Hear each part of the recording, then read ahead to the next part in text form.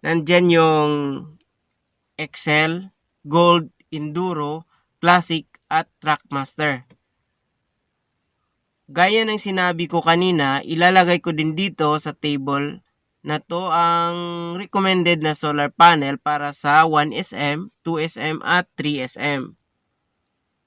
Pati na din ang gagamitin mong solar charge controller. So, simulan na natin sa 1SM. Base sa data na nag-gather natin kanina doon sa website, sa 1SM, ang mga capacity dito ay 55 Ah para sa Excel battery, 60 Ah para sa Gold battery, at 50 Ah para sa Enduro battery. Yung iba ay walang 1SM na available na size. Kaya ang pinakamataas na maaaring maging capacity ng battery na may 1SM ay yung 60 Ah.